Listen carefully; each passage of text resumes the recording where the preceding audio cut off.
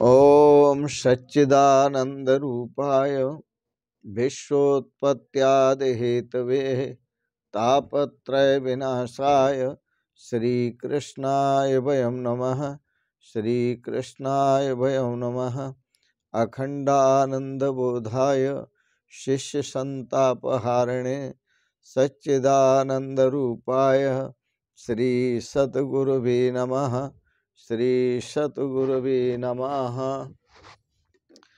पूर्व प्रसंग में आप कली निग्रह की चर्चाएं श्रवण कर रहे थे श्रीमद् भागवत के आधार पर। आज के प्रसंग में भी कली निग्रह की चर्चा श्रवण करेंगे। सूत जी शौनक आदि ऋषियों से कहते हैं, ऋषियों, राजा परीक्षित ने देखा वन में भ्रमण करते हुए, क्या देखा कि एक बैल केवल एक पैर से खड़ा है, उसके 3 पैर नहीं है। उसके मन में आया, धर्मनिष्ठ महापुरुष अच्छा ही सोचते हैं, बुरा कभी सोचते नहीं। बुरा वही सोचते हैं जो अधर्मनिष्ठ होते हैं। तो राजा परीक्षित ने सोचा कि यह 3 पैर से खड़ा है, 3 पैर से लंगड़ा है, 1 पैर से खड़ा है। सॉरी, यह केवल 1 पैर से खड़ा है, 3 पैर इसके किसने काट दिए। विचार करने लगा राजा। जब विचार कर रहा है तो बैल से पूछा, भाई तेरे 3 पैर किसने काट दिए। याद रखना, ये धर्म रूपी बैल है और बैल के 4 पैर होते हैं। धर्म के भी 4 साधन होते हैं। वह धर्म जो टिका हुआ है वो 4 साधनों पर टिका हुआ है।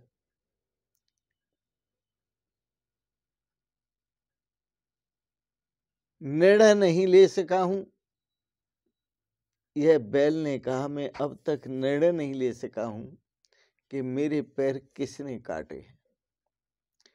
कोई कहता है कि काल दुख दे रहा है, कोई कहता है कर्म दुख देता है मनुष्य को, और कोई कहता है कि स्वभाव दुख देता है मनुष्य को।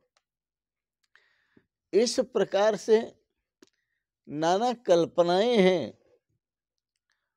पर अपना स्वभाव शांत रखो। उग्र स्वभाव अच्छा नहीं होता, शांत स्वभाव बहुत अच्छा होता है।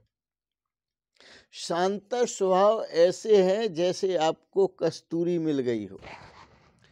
आप खुद भी सुगंधित होंगे और पास में बैठने वाले भी सुगंधित होंगे, आनंदित होंगे।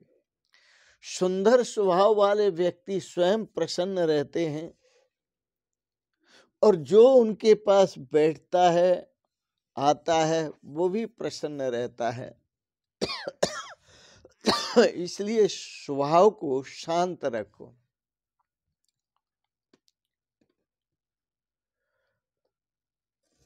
काल, कर्म और स्वभाव, काल, कर्म और स्वभाव ही जीव को दुख देते हैं। इसलिए समय को भी सुधारो, कर्म को भी सुधारो और स्वभाव को भी सुधारो।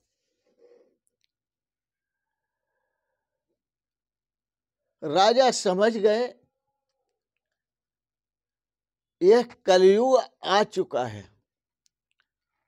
और यह हालत जो बैल की है, कलयुग ने की है कि 3 पैर काट दिए।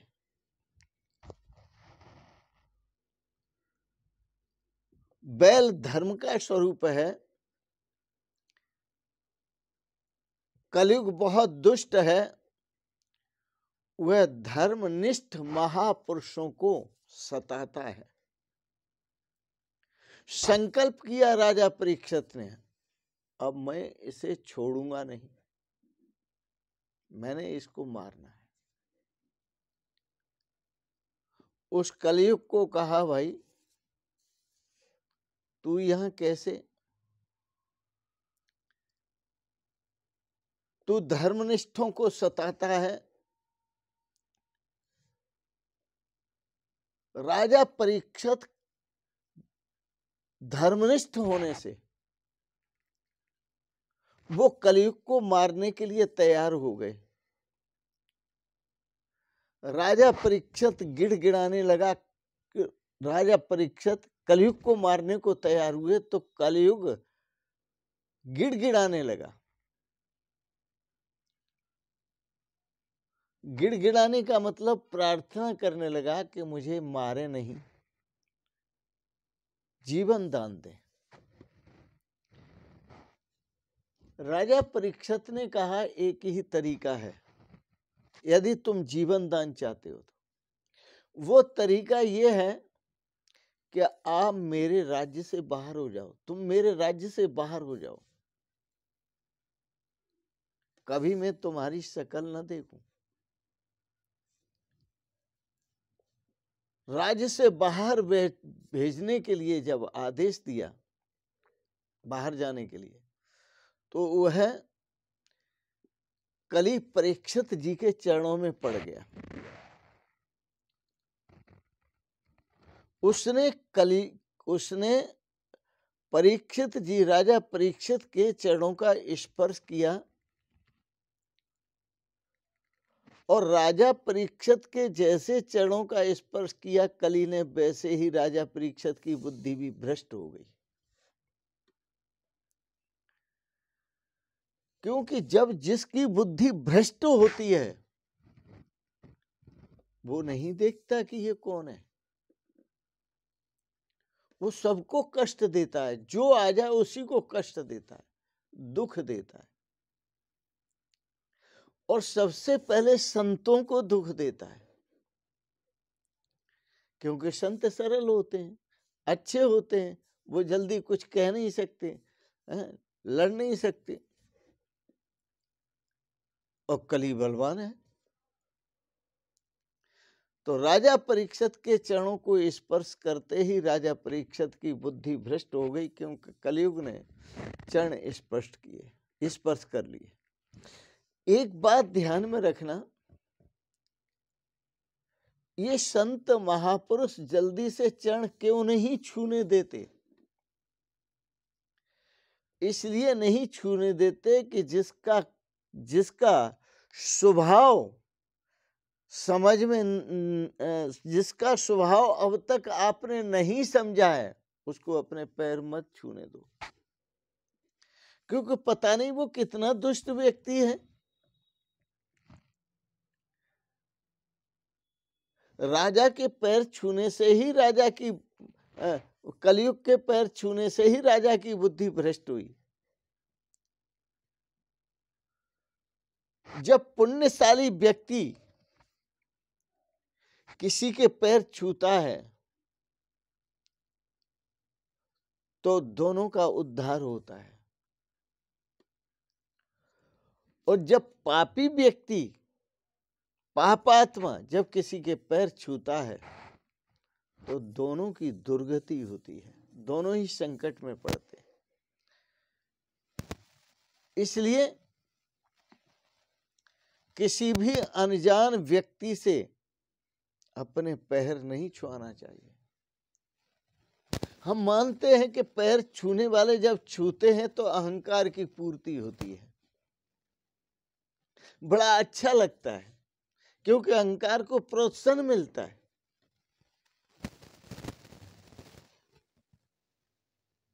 तो जिनको आप नहीं जानते, जिनके स्वभाव को नहीं जानते, वो यदि पैर छूते हैं, उनके परमाणु आपके भीतर प्रवेश कर जाते हैं, आपके परमाणु उसके भीतर प्रवेश कर जाते हैं, वह अत्यंत पुण्यशाली व्यक्ति है जो पवित्र महापुरुषों के चरण छूता है, उनके परमाणुओं को ग्रहण करता है। परमाणु उनकी अच्छी शिक्षा को ग्रहण करता है, फिर अच्छे कर्म करता है, अच्छे विचार उसके उदय होते हैं, अच्छे आचरणों का उदय होता है और वह श्रेय को प्राप्त करता है। परीक्षित राजा ने जानते हुए भी कली को अपने चरण स्पर्श करने दिया।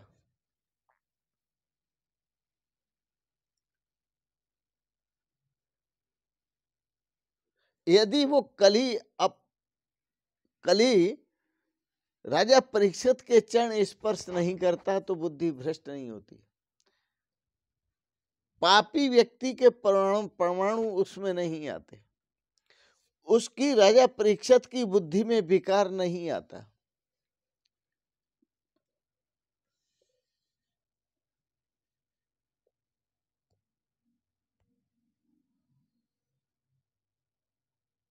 राजा परीक्षित ने कहा, चल तुझे मैं मारूंगा नहीं, तू देश से निकल जा।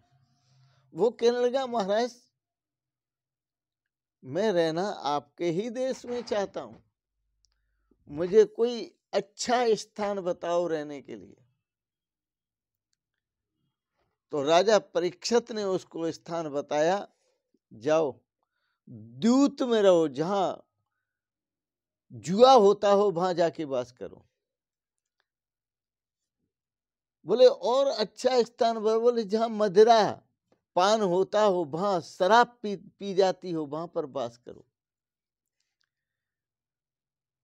बोले महाराज अच्छा स्थान बताओ। बोले जहां नारी संग होता हो, व्यभिचारी लोग रहते हो, वहां जाके वास करो। बोले महाराज अच्छा स्थान बताओ, ये तो सब पापियों के स्थान।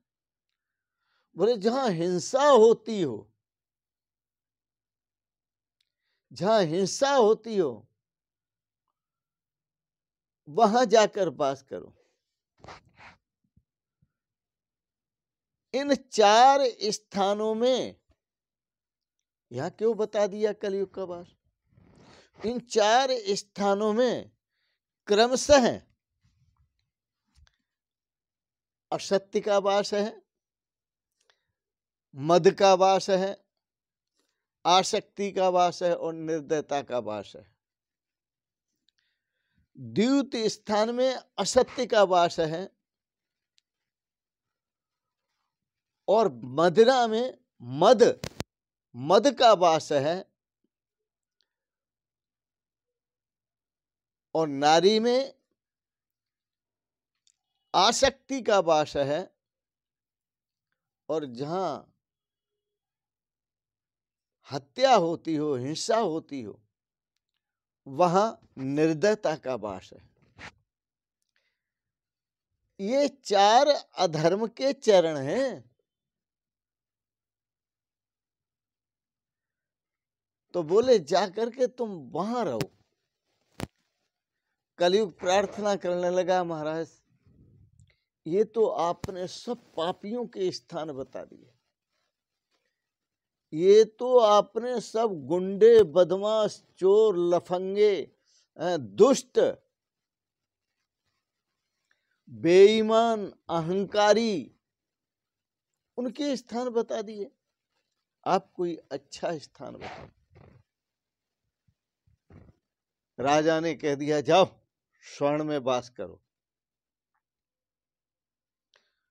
स्वर्ण धातुओं में सबसे पवित्र माना जाता है। जाओ, ये सब गंदे स्थान हैं, तो आप पवित्र स्थान में वास करो, स्वर्ण में वास करो। जब अच्छा सा स्थान बताया तो वह राजा परीक्षित के सिर पर जो स्वर्ण मुकुट था उसी में बैठ गया। अनुमति दे दी राजा ने, तो वह उसी में बैठ गया। अब यहाँ जो कलयुग है वो असत्य के साथ बैठा, मद के साथ बैठा, काल के साथ बैठा, बैर के साथ बैठा। जहां रजोगुण होता है वहां पर ये 5 बातें होती हैं। असत्य होता है, मद होता है, काल होता है, बैर होता है। ये रजोगुण के 5 अंग जहां होते हैं, समझो वह कलयुग है। और जहां असत्य न हो, मद न हो, काल न हो, वैर न हो, ये रजोगुण के 5 पैर जहां नहीं होते वहां सतयुग है। आज भी सतयुग है। जो सतयुगी महापुरुष हैं उनके यहाँ असत्य नहीं होता, उनके यहाँ मद नहीं होता, उनके यहाँ काल नहीं होता, उनके यहाँ बैर नहीं होता। बैर रजोगुणी के यहाँ होता है। और यदि रजोगुणी पुरुष के यहाँ भी ये असत्य, मद, काल, वैर ये न हो तो वहां भी आज सतयुग है। जिसके घर में नित्य प्रभु की सेवा होती है, नित्य भजन होता है, नित्य चिंतन होता है, नित्य घर में आचार विचार सही होते हैं, उसके अनुसार ही आचरण किया जाता है।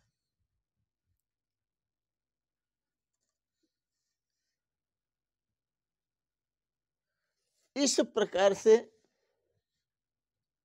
बैल के तीनों पग परीक्षित ने पुनः लगा दिए और धर्म की फिर स्थापना की। तीनों पग लगाकर धर्म की फिर स्थापना की, पर कलयुग बैठ गया। अब ये कलयुग राजा की बुद्धि जो स्वर्ण मुकुट में बैठ गया, ये बुद्धि भ्रष्ट करेगा। आगे क्या होगा वो अगले प्रसंग में आपको बताएंगे। आपने बड़े प्रेम और श्रद्धा से भगवत चर्चाओं को श्रवण किया, तो इस कलयुग में असत्य, मद, काल और रजोगुण ये 5 जहां न हो वहां आज भी सतयुग है। आप सतयुग में जी हैं। असत्य से परहेज करें, मद से परहेज करें, काल से परहेज करें, बैर से परहेज करें और भगवान का नाम लें, भगवत चिंतन करें, भगवान का स्मरण, भगवान का जप, भगवान का ध्यान। आहा, भगवान तो अनंत आनंद के सागर हैं। सब तज हर भज, इसलिए सब छोड़कर भगवान के श्री चरण कमलों में प्रीति करो। इसी में आनंद है, इसी में रस है, इसी में श्रेय है, इसी में सौभाग्य है। इन शब्दों के साथ आज के प्रसंगत आपने श्रीमद् भागवत का प्रसंग श्रवण किया, इसके लिए बहुत बहुत अनुग्रहित हैं। अब एक बात जरूर कहेंगे, आपने बड़े प्रेम और श्रद्धा से भागवत को श्रवण किया, इसलिए बहुत बहुत अनुग्रहित हैं। इसके साथ ही आपके प्रति बहुत बहुत शुभकामनाएं, नित्य नई शुभकामनाएं। आप सब परिवार सदा स्वस्थ और सुखी रहें। आपको बहुत बहुत आशीर्वाद, आपको बहुत बहुत प्रणाम, बहुत बहुत प्रणाम। ओम सर्वे भवन्तु सुखिनः, सर्वे सन्तु निरामया, सर्वे भद्राणि पश्यन्तु, मां कश्चित् दुख भाग भवेत्। ओम शांति शांति शांति। ओम।